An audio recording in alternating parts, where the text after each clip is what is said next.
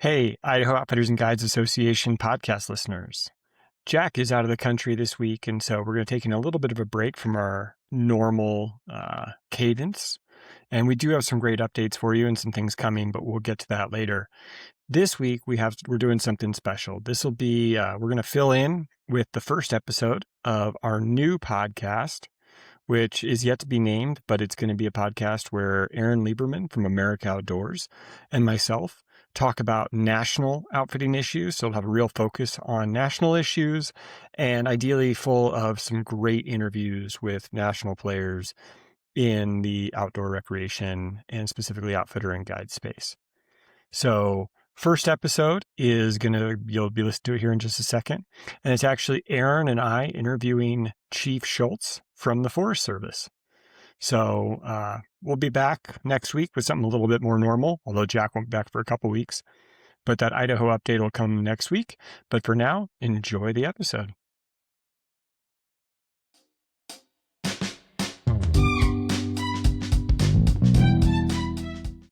Welcome to the Outfitter Brief, the new podcast with America Outdoors and the Idaho Outfitters and Guides Association. I'm Erik Weiseth.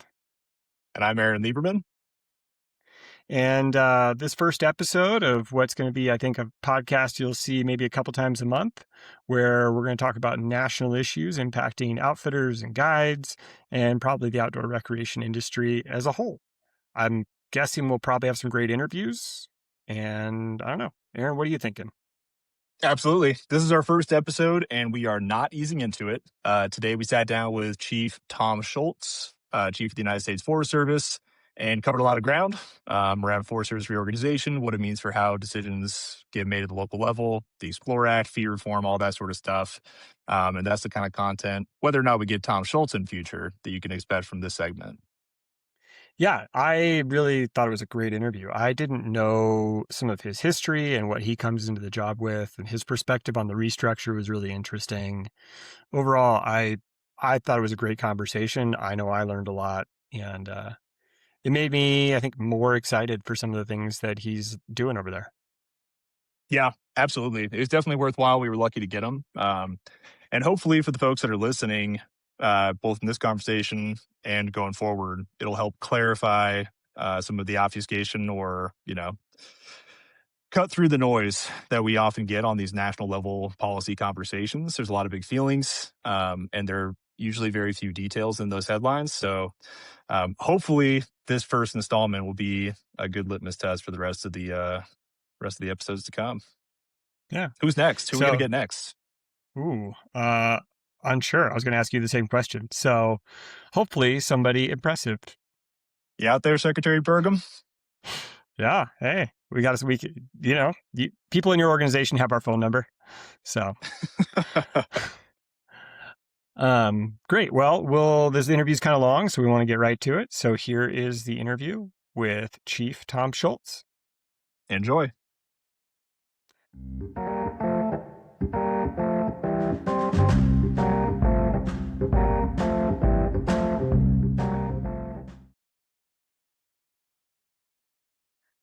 All right. We are on today with Chief of the Forest Service, Chief Tom Schultz.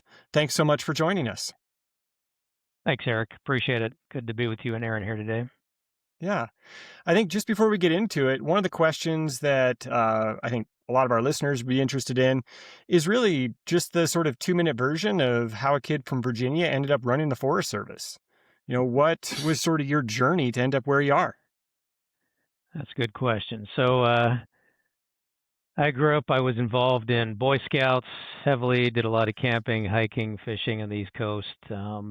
Ended up going to University of Virginia, worked at the Pentagon in the summers, and ended up doing ROTC, and ended up assigned out to California for a little bit, worked in Cheyenne, Wyoming for almost 5 years with the Air Force. I got out of the Air Force, separated. My wife was from Montana, born in Bozeman, and we relocated to Missoula. I started at that point an advanced master's degree in forestry and did that. And then I worked for the state of Montana for almost 15 years, ran the state lands program. First ran the forestry program, then all the state lands in Montana, which was the grazing program, the oil and gas program, timber program, recreation, all of those things. There's about 6 million acres of state lands in Montana. Also ran the Water Resources Division for a while, for about a year and a half, so adjudicating water rights in Montana. Left that responsibility in 2011. Was recruited to work in Idaho. Worked for Governor Butch Otter and the Land Board and ran the Idaho Department of Lands. Did that for about 6.5 years, and in that capacity, similar to Montana, ran all the state lands programs and the forestry programs. Forest Practices Act, fought fire. We had about 6 million acres in Idaho that we provided protection on. Regulated oil and gas, regulated minerals.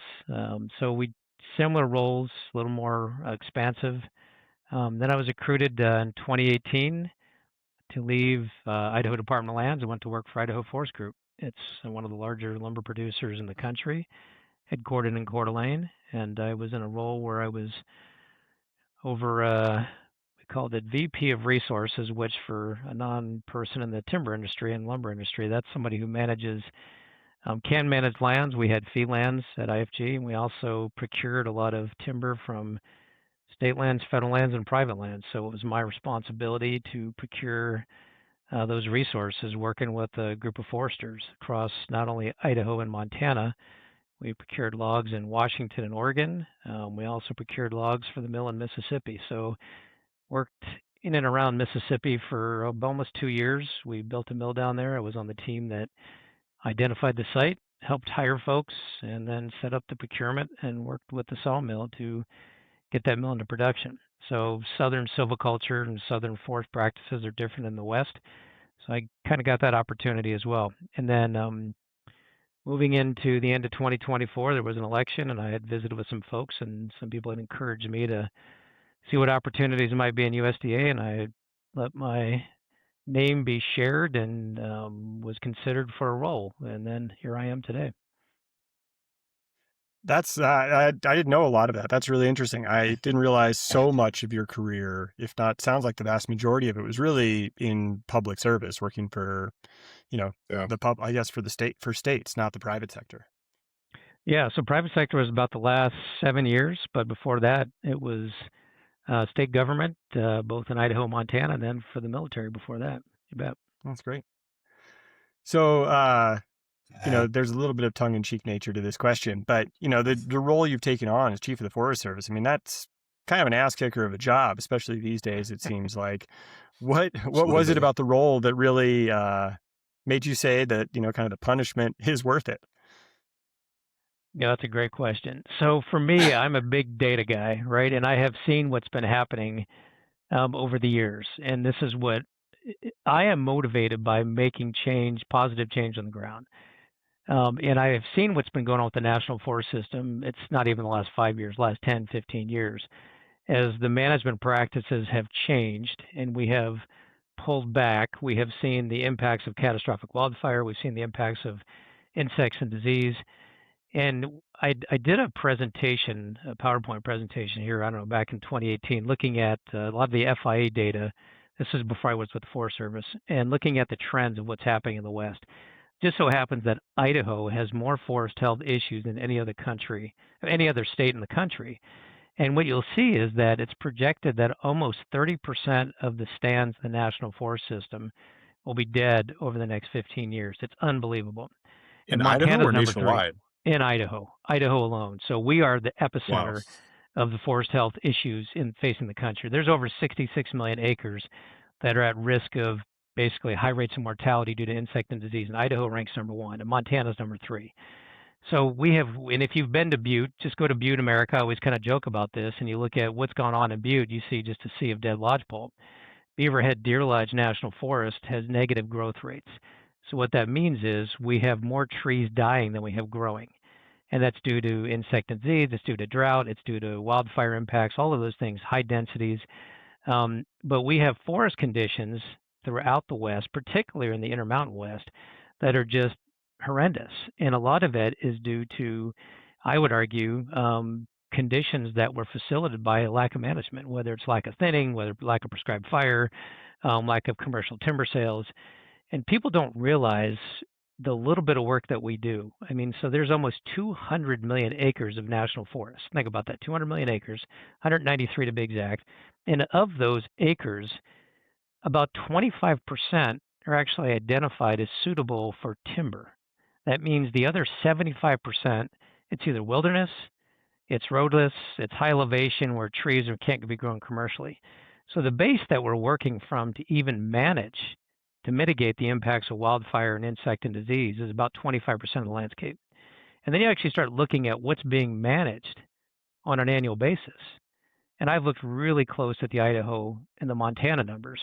So in Idaho, it's about 1.5% of the suitable timber gets managed on an annual basis. In Montana, it's about 1%. So you're talking going from 193 million acres down to about 50 million that's even suitable. And of the suitable amount, you look in those two states, and we're somewhere between 1 and 1.5% is being managed. And then you have to dig a little bit deeper into the data and say, of the 1 to 1.5% we're being managed, how much of that is attributed to actual thinning, mechanized treatments, commercial timber sales versus fire? And what you find pretty quickly, about 80% of the management that is being done on the suitable timber base on an annual basis in Idaho and Montana is due to fire. That could be prescribed fire, could be wildfire that's deemed to be beneficial. So when you start looking at the pie that we have, that we're starting with, you ratchet that down to 25%, then it's 1%, and of the 1%, 80% of that's fire. So the amount of work that we do on the ground with mechanized treatments is so small, and that generates an inordinate amount of controversy. And what I am always questioned is if people understood the impact of wildfire and the impact of insect and disease, I would think you would clamor for more management to actually reduce the impacts from that. And California is just unreal what we've seen in California. The last 10 years, there's been 14 million acres of forest land in California that's burned in just the last 10 years. The national forests are about 20 million acres in California. And in just the last 5 years, we've burned about 22% of the national forest in California. And many of those fires, it's stand replacement. We had 2 fires that were million-acre fires in California in the last 5 years. You think like a big fire is 50,000 acres, 100,000 acres? Imagine a million-acre fire, not 1 but 2, in the last 5 years. And when these fires come through, not only does it impact people's lives, and in some cases kill people, destroying their property. And then you look at the impacts to watersheds. So when you burn a forest, trees consume a lot of water, and now those trees are gone or they're dead, and you have significant amounts of erosion. So if you like fish, so now you have sediment choking streams, right, or impacting watersheds where people consume water. Like in many cases in California, about 70% of the drinking water is coming from the national forest system. So wildfires have huge impacts. And then owls, like that's another one I talk about. Like, in some of the areas we have had the Caldor fire, which was on the El Dorado forest in 2021. That fire burned 235,000 acres. Half of it was stand replacement. And I talked to one of the foresters out there. This guy is in his mid-70s. He's been working for the Forest Service for 53 years. I asked him what happened. And he said, about 20 years ago, we really pulled back on the management of the forest to protect spotted owls. And we have a term PAX, which is kind of the area that is identified as spotted owl habitat. And we pulled back on the management. And then when the fire went through there, it just basically annihilated about 50% of the spotted owl habitat. So in an effort to protect wildlife, by not managing the forest and increasing canopy cover, we actually created conditions that were conducive to catastrophic wildfire. So to me, what bothers me, and back to your question about why am I doing this? I'm not doing this for any other reason than to improve the management of the national forest system. When I've seen what has happened, it's disheartening to see what has happened. And if we can make it better and we can make a change, and that's our goal. And I would say the administration is aligned with this. We are trying to improve things, and there's ways to do it. There's ways through deregulation. There's ways to drive decision making down to the lowest level. We try to simplify things, get focused on the priority work. But I think we are making impacts. And so that's what's driving it. I didn't just do this, wake up one day and say, wow, I want to have this role. I'm not a title kind of guy. I'm a guy about getting things done and being operationally focused. And that's what I'm doing. Well, we're certainly glad to have somebody like yourself in the role. We do need problem solvers, and I mean, as you're describing active forest management, I think this segues into another question we wanted to ask you. But I think a lot of that is misunderstanding, right? When folks hear forest management, I think many people may just hear timber sales, right? It becomes those terms or that understanding becomes conflated because most people don't understand, myself included, but don't understand what that actually means on the ground. So I think, if nothing else, we really appreciate you being here to help clarify some of these things. Pivoting a bit and pivoting a bit, and more specifically, you've been doing a lot of press over the last couple of weeks, explaining the reorganization of the Forest Service. And I know you've had to speak to this quite a bit, but from your seat, what's the thing that you think is most misrepresented or that is most misunderstood surrounding the reorganization at this point? I think there's a couple things. There's been a lot of controversy. We actually on our website identified, I think we're calling them myths, and we tried to clarify some of those things. One of them has to do with the disposition of federal lands, so that we're going to sell lands to the states or sell lands to the private sector, and that's why we're moving to Salt Lake. And that's not why we're moving to Salt Lake. We're moving to Salt Lake because it's in the west. There's 8 million acres of national forest. There's a great airport. It's family friendly. Cost of living is very reasonable. It's closer to the people in the west. It's easy to get around.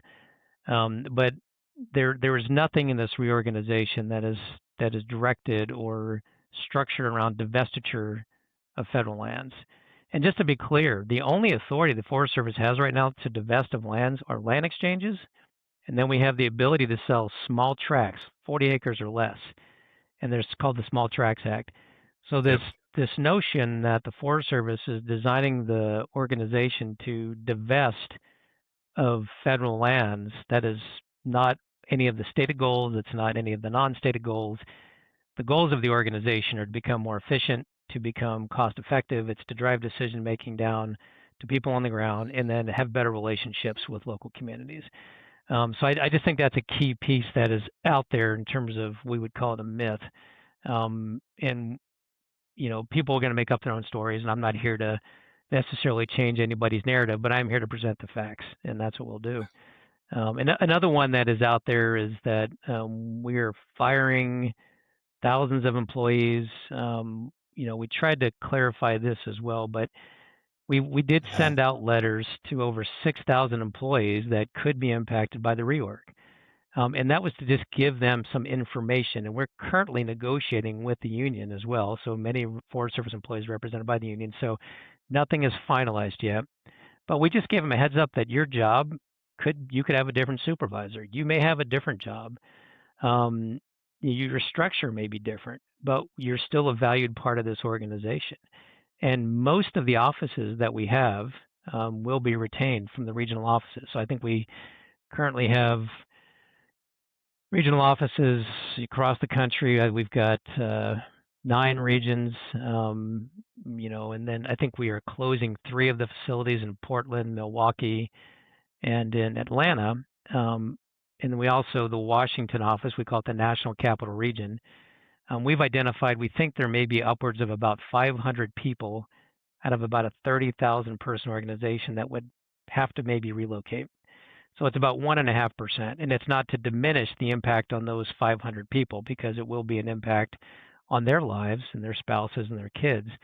But we're also trying to do it in a way that's thoughtful and provides transition opportunities for them, working with their supervisors, working with the union. But those are some of the things I think are out there that are maybe misunderstood. This notion that we're wholesale trying to sell lands through this restructuring, or that we are going to be firing thousands of people. None of those things are accurate. If anything, we've made it very clear the intent is not to have any reduction in force through this process.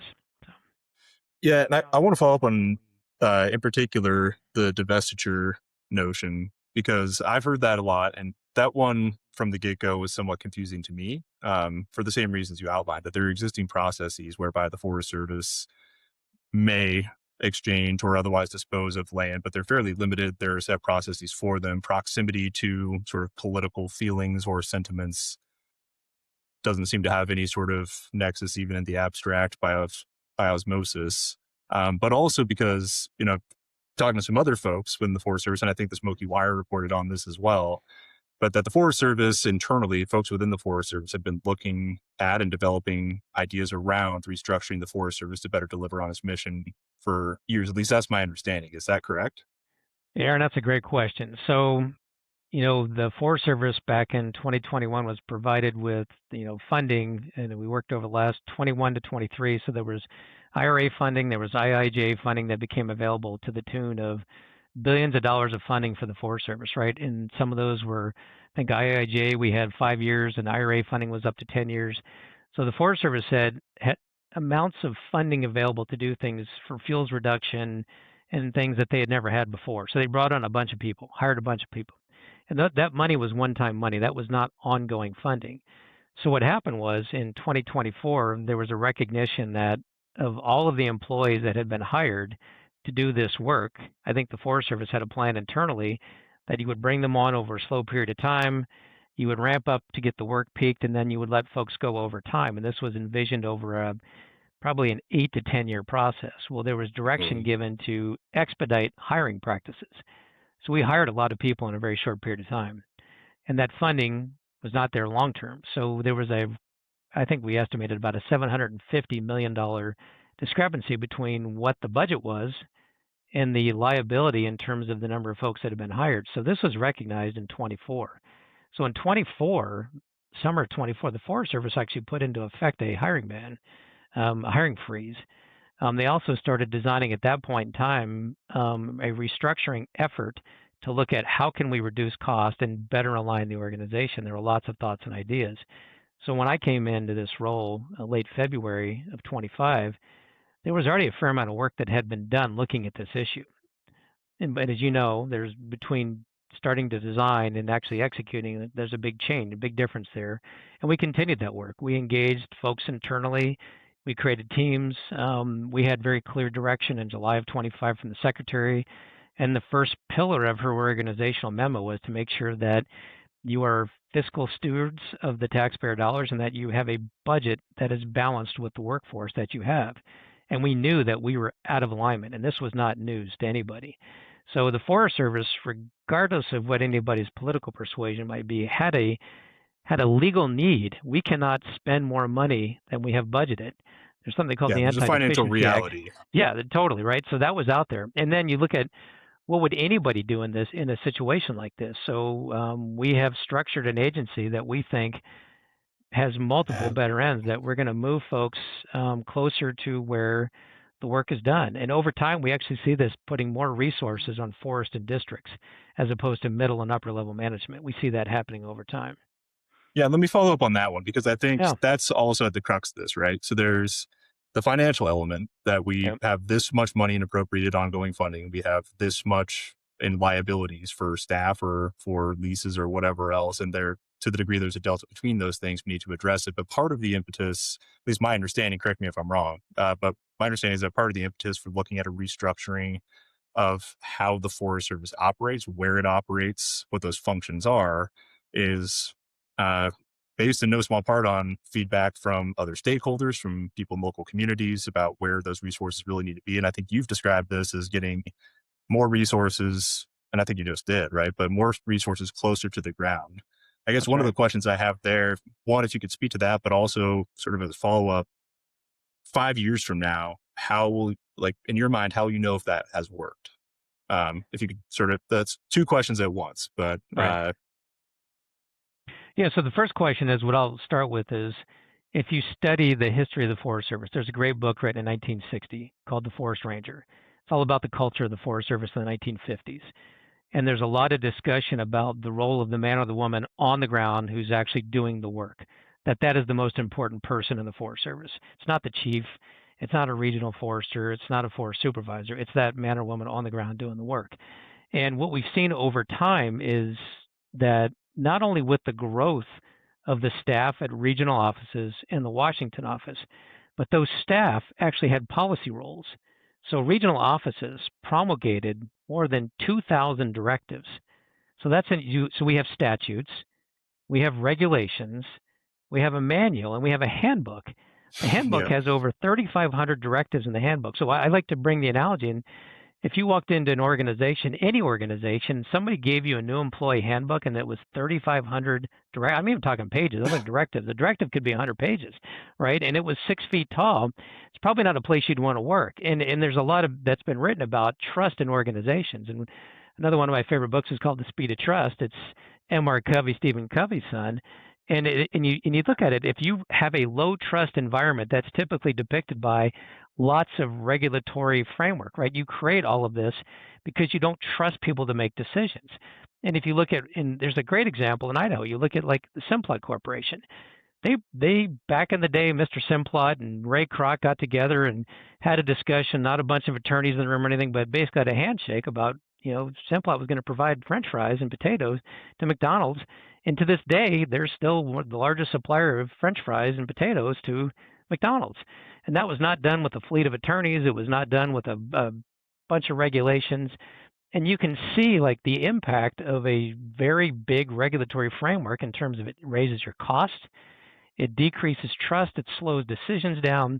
And if you look at what has happened in the Forest Service, the same thing has happened as we have created this regulatory framework above and beyond what Congress ever dictated or above and beyond what we ever did in regulation. It slowed things down.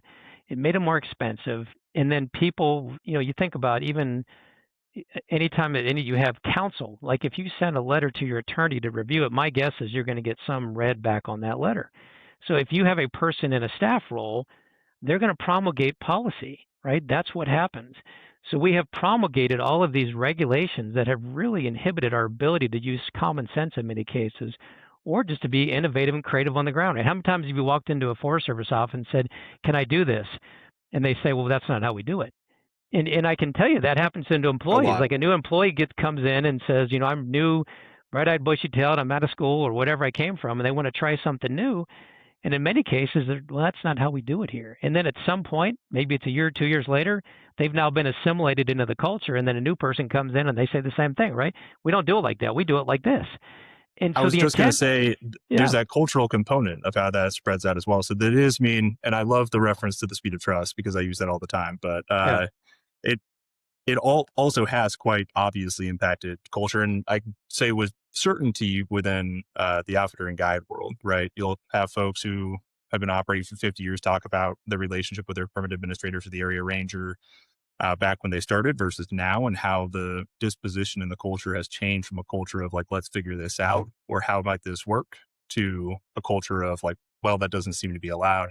And just a quick side note, I spent hours this morning in those directives and in the handbook it wasn't just for fun preparing for this. It was an actual problem I'm trying to figure out a solution for. right? And it is Byzantine. Yeah. So It what has is happened with incredibly difficult to parse. those directives? The word "should" appears throughout them. That word "should" has been interpreted by the courts to mean "shall." So in terms of affording someone even discretion, there's limited discretion, right? So we're going through a process right now to eliminate and adjust those directives and to change the word "should" to "may," right? So it's a framework. It's guidelines of how you could do something, but it's not going to mandate it. And so part of this reorganization really is about how you get things done. And you can imagine that the type of staff and the amount of staff that it takes to get things done, if you have a streamlined process, looks different than if you have one that's got 3,600 directives, right? So part of the reorganization isn't just about putting people in different roles and moving them around the country. It's also looking at the regulatory framework and ensuring that we streamline that so that people are empowered to make decisions on the ground, working with the people that they're, whether they're recreating or whether they're, you know, doing a timber sale, whether they're putting in a mine, whatever, but having some guidelines, but giving them some ability to be innovative in how they permit that work. So that's a big part of what we're trying to do. I think your other question was about success. How do we look at and say we've been successful? I guess I'm a believer in a lot of success won't necessarily be what I say or what the Forest Service says. It's going to be the public, right? And I come back to the focus of what the Forest Service is about. It's caring for the land and serving the American public. That's what we're here to do. And a big part of this is going to be assessing, are we doing things better? So even like a state-based structure, think about it. So if you're in Idaho, you have Region 1 and Region 4. In Region 1 and Region 4, there might be some alignment, there might be some misalignment. And I can even tell you like how we've dealt with snowmobile use in areas that were recommended for wilderness has not been the same in Region 1 and Region 4, Yep. right? And when you look at recreation and how we address those things, the intent is having a state-based approach, we think, will create better relationships. You're going to know who that state director is, and you're going to get to know them really well, and it's going to be a single person. And in the example I give and is, currently, we're in this interim operations period, but we have right now regional foresters that cover 4, 5, 6 or more states. So imagine you're trying to maintain those relationships with those governors, governor staff, county commissioners, tribes. So we think this approach actually is going to put better resource allocation and that communication, the liaison role, government affairs, all of that work, tribal affairs is going to be right there in that office, in many cases co-located in a capital city with your state foresters, with your state government folks. So we actually think that the relationships will be improved. But to your point about success, to me, like I think we can look at relationships and get feedback from the public. My view of success will also be, is the condition of the forest better? Are we going to turn this around and are we going to have better forest conditions? The other thing is public access. So that's something else we're taking a really hard look at. Everybody says they support public access. Okay, well, let's do something about it. When you actually look at many of the roads and trails that the Forest Service has closed over the last 20 years, I hear a lot about that. So we're taking a look at that and where we can increase access. No net loss of public access. You've heard different people talk about no net loss of things. Well, for us, public access is critical. It's for recreation. That's for fighting wildfires. It's for getting out there and managing the land. You have to have roads and trails. And historically, there's been a concern that we don't have funding to manage all the roads and the trails that we have. And that's true. We have about $11 billion in deferred maintenance. However, I've got many times user groups that are more than willing to go out there and do work on the ground to keep trails and roads open. And we are going to be continuing to do that. I know the undersecretary has expressed an interest in having segments of every trail have like a adopt a trail. So if you hike the Appalachian Trail, for instance, pretty much many miles of that trail system have a group that there's 2 miles of that trail, 3 miles. Tree falls down, wind throw, whatever, they're out there cutting it up and moving it off the trail and keeping those trails maintained. So imagine a system where we're going to have more outreach to increase cooperation because we do need volunteers. We've got about 82,000 volunteers from a recreational use perspective that help us clear trails and do all kind of work. In many cases, it's outfitting guys who do some of that work. In other cases, it's just interested members of the public that want to go out there and do this work, right? Because they care about having access to their public lands. But really, our focus is going to be increasing public access for all types of use. I hear the word, instead of using that word motorized and non-motorized, just like a multi-use road or multi-use trail, right? And we see greater access being provided over time for the public. And I'm a sportsman. I mean, I like to hunt. I like to fish. I'm just like many other Idahoans, right? That's near dear to my heart what I want to do. And that's most of the time I spend in the woods is either hiking around or scouting or hunting or fishing or whatever that might look like, right? I mean, so I get it. And we want to have good access to our roads and trails. And we are going to increase that over time. So when you ask about success, we could look at how many acres did we treat? Is the condition of the forest improving? The trends? Are we increasing public access? We can actually say how many closed trails we have today, how many closed roads, and are we opening that up for use by the public? Easy metrics to Yeah. follow. And are we safe? The other big I'm going to bring is safety. The other thing is so much of what we do, whether it's wildfire, whether it's land management, we want our employees to be safe. So we can look at our safety record. We actually reduced our OSHA recordable incidents by almost 15% year over year between 2024 2025. So again, you'll hear me talk a lot about safety. And if you work in any kind of industrial environment, people know their safety record inside and out. They'll post number of days they've had since the most recent incident or accident. And it's a key part of our culture is safety. And we're going to maintain that and improve our safety culture. There's a couple quick follow-ups on a couple of things in there. And the first is just to, I think, help address something that I know has been floating around, that I have talked with other folks within the Forest Service about. But one of the myths that you correct on the website, I think, is that the state directors that you were just speaking speaking about are going to be political appointees. Um, but I think you've clarified them in the past. One, would you mind just speaking to that very briefly, and then follow up question? It's only partly a follow up. I'm going to get it in while I can. Is uh, for our folks, and I think Eric could agree that one of the core sources of concern in the reorganization is not necessarily the intent or even what it looks like on the other end, but what happens in the meantime and what it means. For example, if you currently have an authorized officer, if ultimately the authorized officer for some final appeal or decision that you're involved in is the regional forester, and if what happens in that transition, if that will be the state director, will they serve that role formerly occupied by the regional foresters? Will they have that next level of review for all forest supervisor decisions, or will their oversight be more strictly limited to their specific portfolio? That was a lot to wrap into the second part of that question, but the first one is about those directors, where they're coming from, addressing some information that I know we've both seen out there, and then otherwise about the authority and how that transitions. Right. So these are not political appointed positions. We'll clarify that again. These positions will be, however, advertised. I think we're even looking at probably this week advertising those state director positions. Those are SES level positions, so that's the senior executive service within the federal government. So you would have to be qualified SES or someone that could move into a role where you could be qualified SES. But these will not be handpicked politicals for these roles. But they will be open. There is the potential for some external candidates to apply for these jobs as well, but you would have to be qualified to be in a role like this. It's not going to just be Mhm. an appointed role. Um, and in terms of timing, like I said, I expect this week potentially to have those out on the street.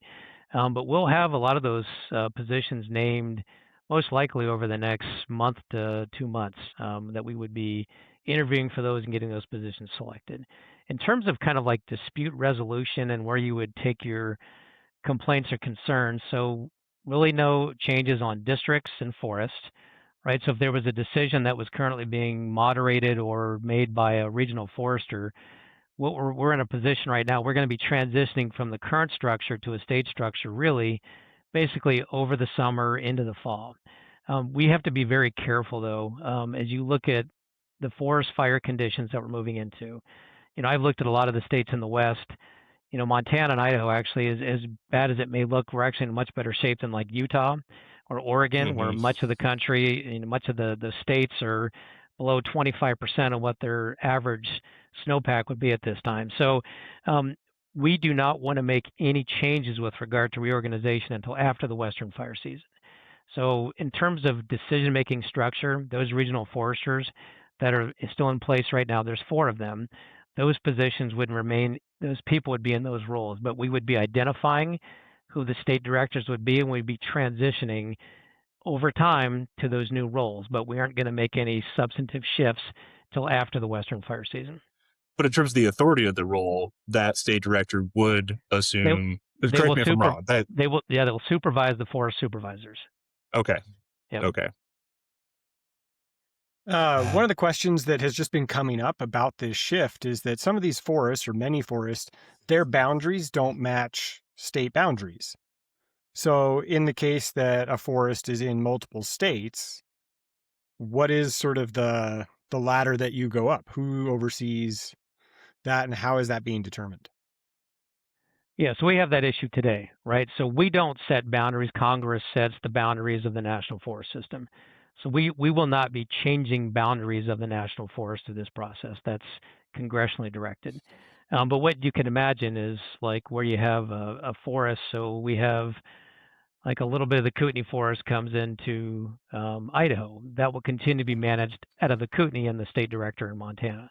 That's how that would work. So we're going to use some common sense here. If there's like the Humboldt Toyabe, a little bit goes into California, most of it's in Nevada. So you're going to see both Nevada, and I think I misspoke on my hearing the other day. I think I was asked a question about New Mexico. So Nevada is actually going to be working with Utah.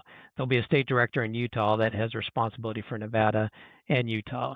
So where you have an instance like that where you have a little bit slops over into one state or the other, it's going to be where the bulk of the forest is at. That's where that leadership will come from. But we aren't going to be changing forest boundaries because that's really a congressional action. Right.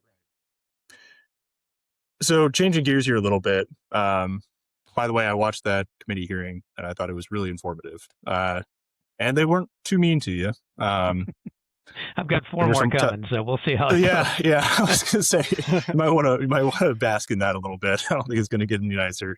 But sort of switching gears, what are your 7 core priorities that you identified coming in? And you've made a strong economic case for active forest management, for timber jobs, for rural economies, for community resilience. You've also identified recreation. And Yep. outdoor recreation on national forests generates over $40 billion a year, supports over 600,000 jobs, I think. Uh, a lot of that in those same gateway communities, a place where I'm talking to you from here in Stanley. Um, just in very broad terms and maybe briefly, how does recreation for you personally figure into your vision or economic vision for the reorganization? And do you think that it's getting equivalent weight in how those decisions are made? Yeah, there's a lot there. So for me personally, most of how my experience with the National Forest System is through recreation. Like I said, whether it's backpacking, whether it's hunting, whether it's fishing. So I have a personal interest in recreating, just what I do. In terms of how it fits within the reorganization is going to be about delivery of service to the public. That's what's going to drive this thing, right? So we know that different forests produce different experiences. Some forests have more recreation focus, some have more timber forests. So back to your point about Stanley, so whether you're in the snake, the sawtooth recreation area or elsewhere, like there's different focuses. And what we expect over time is that staffing levels, whether you're more focused on recreation or mining or timber, whatever that might be, that staffing will be commensurate with the direction and the work of that forest. So I'll give you an example. So the Allegheny National Forest in Pennsylvania, which has a lot of oil and gas work, they have about 650,000 acres. There's 2 districts. The Olympic National Forest in Washington State is about 600,000 acres. There's no districts. Staffing levels look fundamentally different in those 2 forests, similar acres that are in those 2 forests. So what we anticipate is looking at different forests over time, looking at the work. So it's all should be driven by work, right? And what we know is we have legacy staffing levels based on how things have been historically staffed. So we know that there's some forests that probably are overstaffed and some forests that are understaffed. And in many cases, what we've seen over time, to your point about recreation, as we've had more focus on fire suppression, we've converted positions. This isn't in the last year, this is over the last 10 years. We've converted more positions where fire used to be 35% of the positions. Now it's about 55% of the Hmm. positions. So there's been a shifting, right, from other programs, and a lot of it's been from recreation. So I would expect over time, you're going to see more folks transitioning to field positions, whether at a forest or a district, and there's going to have to be those forests that have a heavier rec workload. There's going to be people that will go into those roles. So we talk about the importance of recreation. It is super important. I mean, it's how most people experience and know the national forest is through recreation. The other thing I'll point out though is that it's not all just about staffing. It's also going to be about increasing partnerships, and you've seen a lot of focus Correct. that we've tried to do with whether it's good neighbor authority, whether it's shared stewardship. So whether it's counties, tribes, or states, I'll give a great example I love is in Arkansas. We have an area it's called Blanchard Caverns. It's probably the most heavily used recreation spot in Arkansas. It's a cavern, and it's an area that the Forest Service has historically administered that. Well, state parks in Arkansas has stepped up and has expressed interest in managing that site for us, and we're working toward an agreement. So we have the Explore Act now that provides the opportunity under GNA for having states, counties, and tribes not only look at forest management and grazing activities, but also recreation. So we're Hmm. looking for opportunities. We have an agreement with state parks in Idaho on both the Nez Clear and the Coeur d'Alene, or the Idaho Panhandle Forest on recreation. So we see greater opportunities, not just to increase Forest Service staff, but to increase partnerships in how we can manage, whether it's developed sites, whether it could be dispersed recreation, it could be maintaining trails, right? And not just organized governmental entities, but a lot of the associations. I've got a bunch of friends in Colorado that they've got a very organized motorized community that they want to step up and they want to do more work on trails, and they're willing to not only donate the time and effort but also funding. So looking for partners that bring the expertise, the willingness, the funds to help support recreation is also going to be a key piece as we go forward. Well, I think you kind of got it really the core of where, I mean, in part what I was hoping to hear. We certainly special or recreation special uses its own little animal, and everybody thinks that their silo is the most important silo. So I certainly think that as well. But more to the point, and segueing off of your response there is a concept that our organization has been advancing, modeled directly on the specialized ski area and winter sports or winter resorts teams that already exist within the Forest Service. Those individual, in particular the National Ski Area Association, having its own agreement with the Forest Service, an MOU rather, with the Forest Service. And that model has, I think, pretty clearly demonstrated its efficacy over time. The idea that we've been discussing in particular since the announcement of reorganization is for a recreation special uses excellence team or something like that. I mean, workshop the name, but housed within one of these operation service centers, again, to centralize outfitter and guide permit processing, need review, implementation of different directives, or implementation of the reduction of directives for the 3,500 plus permittees across all the forests where we operate. Is that kind of specialized, centralized capacity, the reorganization creates an opening for something like that, or something you'd be open to? So you're just for your audience, we do have a mountain resort team. So they're located in Denver. And the mountain resort team typically supports whether it's permitting of ski lifts, expanding ski areas, doing and overseeing that analysis. And we would envision so we've talked about these service centers or hubs that we'll have. And those service centers really are there to support some of the work that we can't staff at every forest, right? So the White River National Forest, for instance, has 11 ski resorts on it. And that team that is in Denver not only supports the White River, but they also support ski expansion in Utah and elsewhere we have ski resorts. So we would expect more of that over time, whether it could be engineering services, which has to do with a lot of roads and trails, right? How we engineer that work.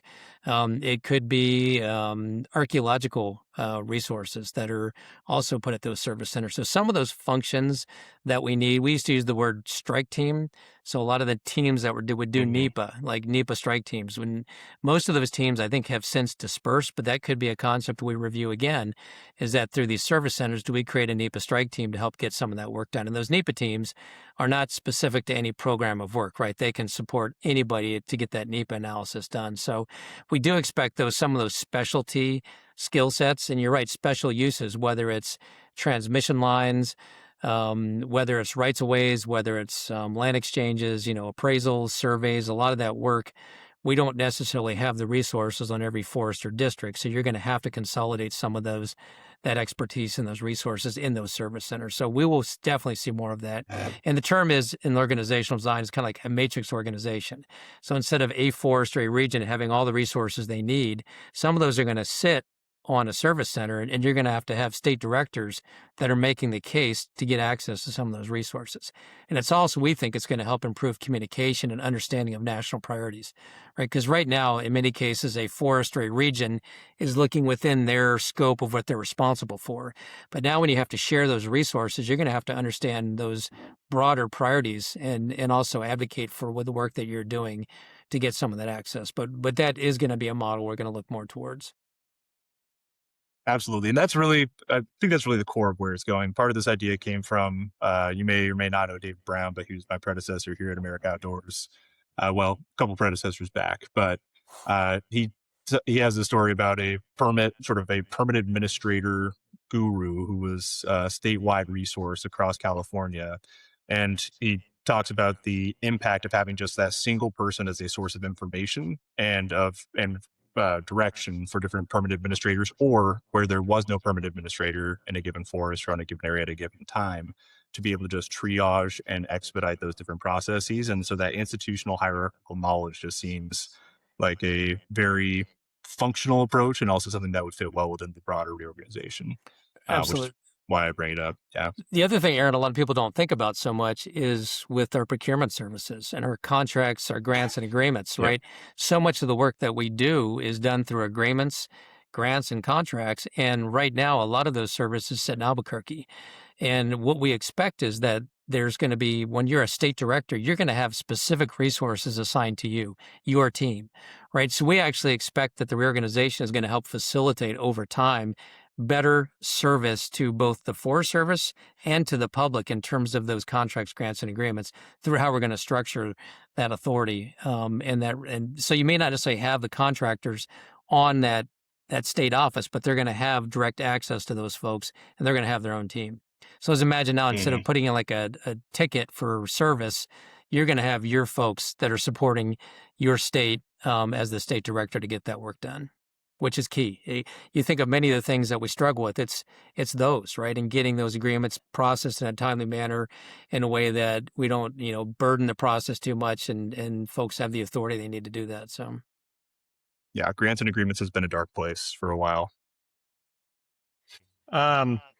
Shifting a little bit, but staying, I think, on the conversation about restructuring, there's been a conversation around a national firefighting service, which from my understanding is going to be housed under the Department of the Interior, even though, again, kind of from my understanding, most of the wildland firefighting infrastructure today exists under the Department of Agriculture and the Forest Service.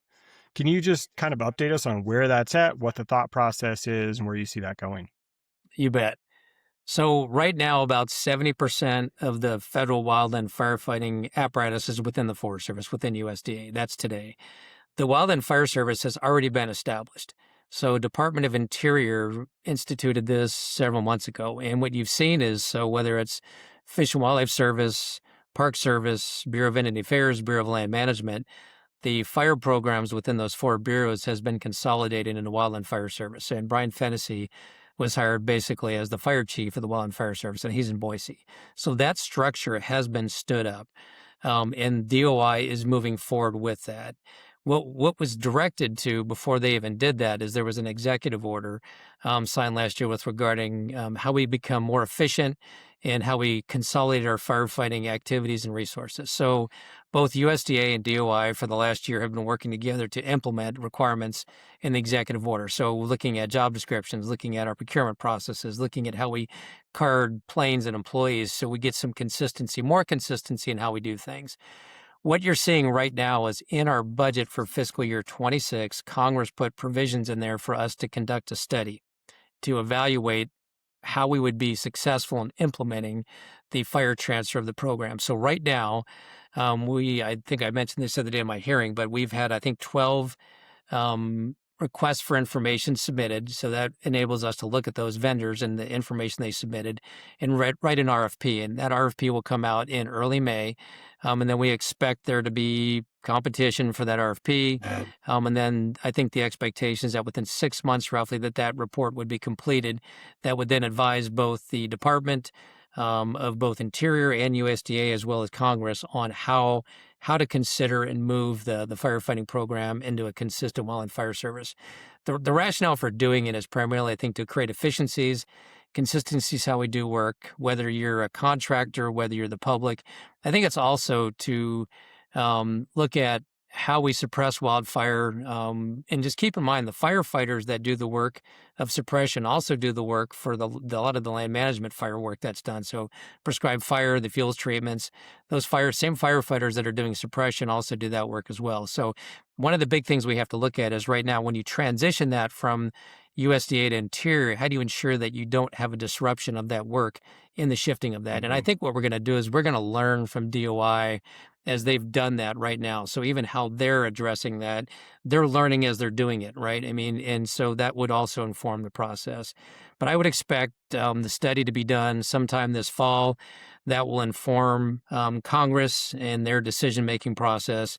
The administration has made it very clear that that is a high priority for them to create the Wildland Fire Service and integrate, and the term is either to consolidate or to unify both USDA and DOI under a Wildland Fire Service. Thank you. Chief Schultz, just want to say thank you so much for taking the time to talk to us and to speak to outfitters and guides. And if we had one last question of, just giving you the opportunity, do you have one message for outfitters and guides who might be listening to this, the people running small businesses on public lands and helping people fall in love with the amazing places that the Forest Service oversees around the country? Yeah. So thanks, Eric. I guess I would just reiterate back to our motto, and it is about caring for the land and serving the public. And that's when I think about what outfitters and guides do. That's what they're doing. They're out there. They're caring for their clearing trails. They're getting people experiences in the backcountry, whether it's hunting or fishing or just taking people out in the backcountry. And we're committed to facilitating the work that they do. We're committed to streamlining the processes, being more responsive to both their needs and creating consistency. That's the other thing, too, we haven't really talked about. But anybody that operates a business, their expectations from government are be consistent in what you do. Do what you say you're going to do. And to the extent that we don't do what we say we're going to do, or we're bouncing around in terms of how we think about things, that's a problem. So I would say expect over time greater consistency in how we deliver our programs, expect better customer service, and continued support for outdoor recreation. If I could just say, I think you've already begun that change. I mean, from leadership down in particular at the Forest Service and over the past year, the level of responsiveness, the level of just open communication and support that I think you've created there has been remarkable, genuinely. And I really appreciate it from the industry's perspective. And I know that it will trickle down over time, but it's not all to say your efforts are not lost on us. They're already visible. So I sure appreciate it. Thanks, Aaron. Appreciate it.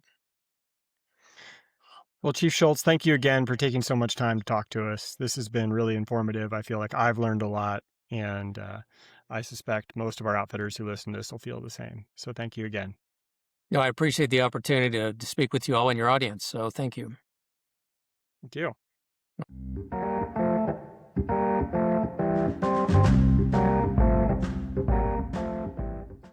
Well, thanks to the interview with Chief Tom Schultz. Thanks for joining us and just kind of sharing everything that was going on with the reorganization. It was fascinating.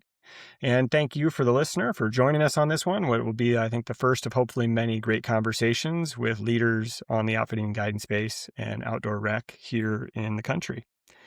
Aaron, anything you want to close with? Nope. Cool. Let that part out. So you're listening to the Outfitter Brief. This is a podcast on all things outdoor rec and outfitting and guiding here in the country. It's a close collaboration with the America Outdoors Association and the Idaho Outfitters and Guides Association. We're going to be able to do this because of the support of our members. So if you're an outfitter or a guide and you're not a member of one of or both of these organizations, please consider joining. Your support will allow us to continue to have these conversations and do so many more things. We'll see you back here in a couple weeks for the next one. See ya.